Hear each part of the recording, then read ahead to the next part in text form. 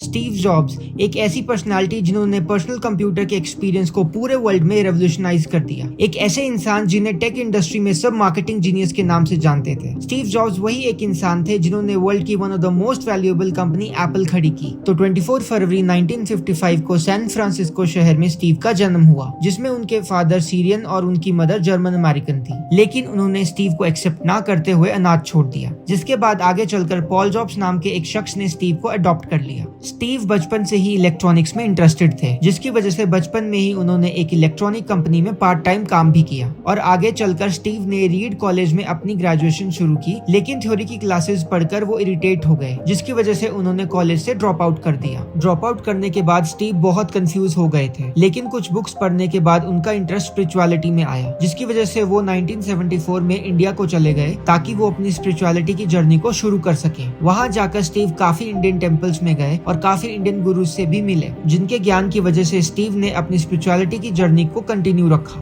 और इस spiritual journey में वो यूपी के एक छोटे से गांव में नीम करोली बाबा के एक आश्रम में भी गए, जहां पर उन्होंने अध्यात्म के बारे में बहुत कुछ सीखा, जिससे वो बहुत प्रभावित हुए। तो अपने इस इंडिया के स्पिरिचुअल एक्सपीरियंस के बाद वो अमेरिका वापस आ गए, जहां पर उन्होंने 1976 में अपने दोस्त स्टीव वॉजनियाक के साथ मिलकर एप्पल वन बनाया, जिससे उनको टेक इंडस्ट्री में काफी अटेंशन मिली। और उसके बाद दोनों ने मिलकर एप्पल 2 बनाया, जो उस टाइम का one of the highest selling product था। और उस दिन के बाद स्टीव जॉब्स और एप्पल की जर्नी सक्सेसफुली शुरू हो गई। लेकिन 1984 में मैकिंटॉश की सक्सेस के बाद उनके हायर मैनेजमेंट के साथ डिफरेंसेस हुए, जिसकी वजह से स्टीव को उनकी अपनी ही कंपनी एप्पल से बाहर निकाल दिया। लेकिन इस पॉइंट पर भी स्टीव ने हार नहीं मानी और उस टाइम पर उन्होंने 2 नई कंपनीज बनाई, जिसमें से पहली थी नेक्स्ट और दूसरी थी पिक्सार, जिसने वर्ल्ड की पहली 3D computer animated film toy story बनाई। तो नेक्स्ट और पिक्सार कंपनी की सक्सेस के बाद 1997 में स्टीव जॉब्स एप्पल की कंपनी में फिर से वापस आ गए। और वो दिन है और आज का दिन एप्पल की कंपनी ने पीछे मुड़कर कभी नहीं देखा। तो इस तरह की अनइमेजिनेबल जर्नी में हार न मानते हुए उसे कंटिन्यू रखना बिना स्ट्रॉन्ग माइंडसेट के पॉसिबल नहीं है। और इस स्ट्रॉन्ग माइंडसेट को डेवलप करने में बुक्स का बहुत बड़ा हाथ होता है। तो आज हाई वैल्यू बीइंग आपके लिए लेकर आया है स्टीव जॉब्स की 5 बुक्स रिकमेंडेशन, जिन्होंने स्टीव जॉब्स की लाइफ और माइंडसेट दोनों को कम्प्लीटली बदल दिया। आपको इन बुक्स को ढूंढने की जरूरत नहीं है, हमने सारी 5 बुक्स डिस्क्रिप्शन में डाल दी हैं। तो स्टीव जॉब्स की पहली recommendation, only the paranoid survive bye Andrew S Grove.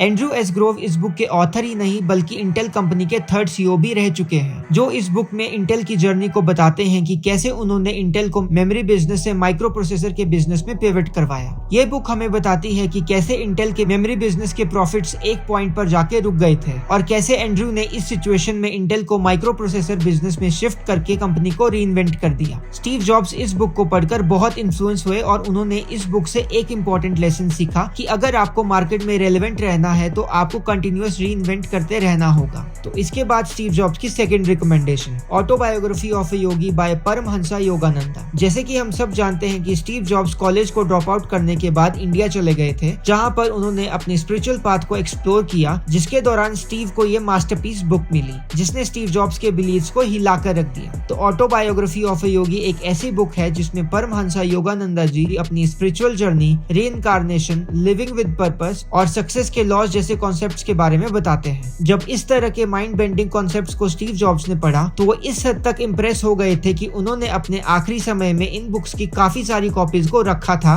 जिसे वो अपने क्लोज्ड वंस को एज अ गिफ्ट देते थे। तो इसके बाद 3rd recommendation, insanely simple by Ken Segall. जैसे कि इनसेनली सिंपल अपने नाम से ही बता रहा है, वही इस बुक का टॉपिक है, सिंप्लिसिटी। ये बुक हमें बताती है कि कैसे आप प्रोडक्ट की सिंप्लिसिटी पर फोकस करके कैसे कस्टमर्स को अट्रैक्ट कर सकते हैं। तो इस बुक ने स्टीव जॉब्स के माइंड में प्रोडक्ट की सिंप्लिसिटी को डाल दिया, जिससे आप समझ ही सकते हैं कि स्टीव जॉब्स के एप्पल डिजाइन की सिंप्लिसिटी और अट्रैक्टिवनेस इसी बुक की फिलॉसफी का नतीजा है। और ये बुक स्टीव जॉब्स की one of the favourite books में से है, जिसे वो उस हर एक इंसान को रिकमेंड करते हैं जो सिंप्लिसिटी के कॉन्सेप्ट को डीपली स्टडी करके अपनी लाइफ के डिफरेंट एस्पेक्ट में डालना चाहता है। तो इसके बाद स्टीव जॉब्स की 4th recommendation, the innovator dilemma by Clayton N Christensen. ये बुक इनोवेटर डिलेमा हमें बताती है कि कैसे बड़ी कंपनीज एक टाइम टाइम के बाद डिक्लाइन हो जाती हैं और कैसे छोटी छोटी कंपनीज एकदम से सक्सेसफुल हो जाती हैं। इस बात को इस बुक में रियल कंपनीज के एग्जांपल से डिटेल में समझाया है। ये बुक हेविली फोकस करती है कि कैसे आप कस्टमर के सिग्नल्स को समझकर कैसे कंटिन्यूअसली इनोवेट कर सकते हैं ताकि आप अपने कंपटीशन से हमेशा आगे रह पाएं। इस बुक के कांस्टेंट इनोवेशन के आइडिया को पढ़कर स्टीव जॉब्स बहुत इन्फ्लुएंस हुए, जिसकी वजह से स्टीव जॉब्स एप्पल में कंटिन्यूअस इनोवेशन पर फोकस करते थे ताकि वो कंपटीशन से हमेशा आगे रह पाए। तो इसके बाद स्टीव जॉब्स की 5th recommendation, be here now by Baba Ramdas. ये बुक हमें रिचर्ड एल्पर्ट की जर्नी के बारे में बताती है कि कैसे एक हार्वर्ड प्रोफेसर यूपी के एक छोटे से गांव में बसे नीम करोली बाबा के स्पिरिचुअल ज्ञान से प्रभावित होकर कैसे सब कुछ छोड़कर अपनी स्पिरिचुअल जर्नी पर निकल गए और कैसे आगे चलकर नीम करोली बाबा ने उनका नाम रामदास रख दिया। तो इस बुक में बाबा रामदास की जर्नी और उनके एक्सपीरियंस को पढ़कर स्टीव जॉब्स सोचने पर मजबूर हो गए कि लाइफ में क्या क्या पॉसिबल है और क्या नहीं, क्योंकि इस बुक में एल्बर्ट रिचर्ड